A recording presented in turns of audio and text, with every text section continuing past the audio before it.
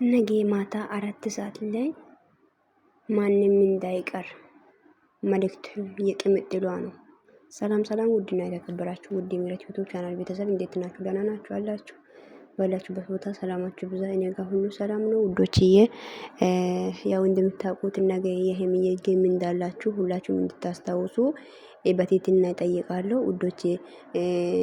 ያው ሄምዬ ስቶሪ ላይ ነገ ማታ 4 ሰዓት ላይ ማንም እንዳይቀር ብላ ፖስታለች እና መልካም እድል ብዬሻለሁ የኔ ውድ፣ የኔ ሳቂታ፣ የኔ ፈገግታ፣ የኔ ውብ እንደምታሸንፊ በእውነት እርግጠኛ ነኝ። እግዚአብሔር ካለ ማለት ነውና የኔ እናት ሳቅሽ ሳቄ፣ ደስታሽ ደስታዬ ነው ማለት ነው። እግዚአብሔር እውነት ነው የምላችሁትና እሷ ግን ጌም ቀጠሮ ይዛ ቁጭ ብላለች። እኔ ግን ጌም የምትጫወተው እሷ እያለች እኔ ግን ነፍሴ ወጣ ልትሄድ ነው ይሁን ሶ ለማንኛውም በእውነት ነገ ማታ ማናችሁም ሳትቀሩ ማታችሁ በውዶች በኮፕሊንኪን በታፕም እነሱም ነገ ቪዲዮ ይሰራሉ ብዬ አስባለሁ።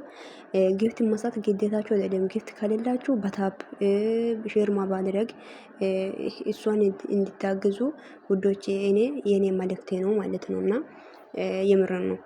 በቃ እንጃ የመጀመሪያ ጌም ሆኖ አስደስቷት የምር ጌም ተጫወታ አታውቅም። ያው መጀመሪያ ነው። ቲክታክ ላይም ራሱ ከዚህ በፊት ያው እንደምታውቁት ገስት ላይ አትገባም ነበር አይደለ? ቅርብ ቀን ነው የጀመረችው ገስት ላይ መግባት ራሱና ስለዚህ ነገ በደስታ እንድትወጣ የምር ነው እና ውዶች ከጎኗ እንድትሆኑ ሊነግራችሁ ፈልጋለሁ። እሷም ደግሞ ነገ ቪዲዮ ትሰራለች ያ እና የምር ነው በእውነት የሷ ደስታ የሚያስደስታችሁ ስትስቅ የሚያስቃችሁ የምር ነውና የነገ ማታ ጌም ላይ እንድታስደስቱልኝ የምር አስደስቷት እና የሁለተኛ ጌም የሶስተኛ ጌም አይደለም። አንድን ሰው ጋር ተጫውታ አታውቅም። ማንን ሰው እንደውም አስቸግር አታውቅም። ጊፍት ሲኡኝ ምናምን እያለችም አታውቅም።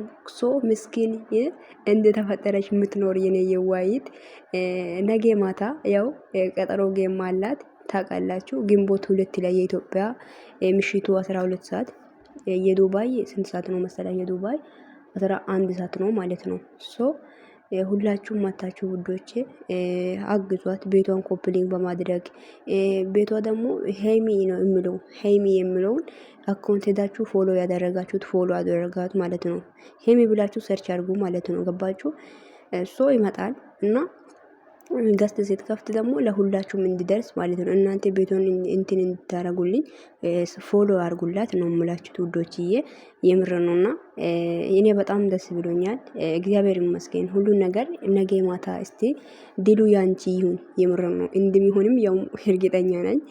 እኔ እንጃ ብቻ እኔ ምን ብዬ መናገር እንዳለብኝ ራሱ ግራ ገብቶኛል። ብቻ በጣም ነው እንትን የሆንኩትና ደስ ብሎኛል። ብቻ ሁሉ ነገር ፈጣሪ ያውቃል።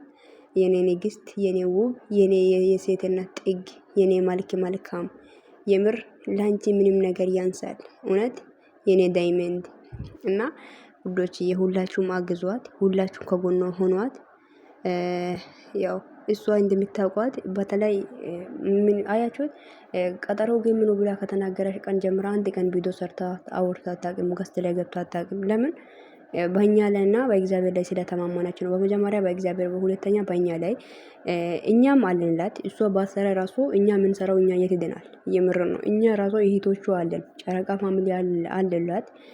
እነሱ ያው ነገም ይሰራሉ ብዬ አስባለሁ በራሳችሁ ፔጅ ላይ ያው እሱ ይሄ ነው የምላችሁት ውዶችዬ። ነገ ጥሩ ምሽት እንደሚኖረን እግዚአብሔር የነገ ሰው ይበለን። ሰላምና ደስታን ሰላሙን ሁሉ እግዚአብሔር ይስጠን ባላችን ቦታ ሁላችሁም ማለት ነውና ነገ ማታ እንደምንደሰት ያልጠራጠር ማላው ጨረቃ ፋሚሊዎች ሁላችሁም እንድትዘጋጁ ተዘጋጁ። ስራም ካላችሁ ቶሎ ብላችሁ ሰርታችሁ ዛሬ ጨርሱ። ነገ 6 ሰዓት ተነስታችሁ ከእንቅልፍ ማለት ነው ቶሎ ብላችሁ ስራ ጨርሱ። እና ይሄ ነው የምላችሁት። ብቻ እኔ በጣም ደስ ብሎኛል። ብቻ እውነት እና እግዚአብሔር የነገ ሰው ይበለን፣ በሰላም ያሳድረን፣ በሰላም ያውለን። ቀጥሎ የሚሆኑ ሰዓታቶች ውስጥ ላይ ፈጣሪ ከኛ ጋር ይሁን ከናንተ ጋር ይሁን እና እንደምንደሰት አልጠራጠርም፣ እንደምናሸንፍም አልጠራጠርም።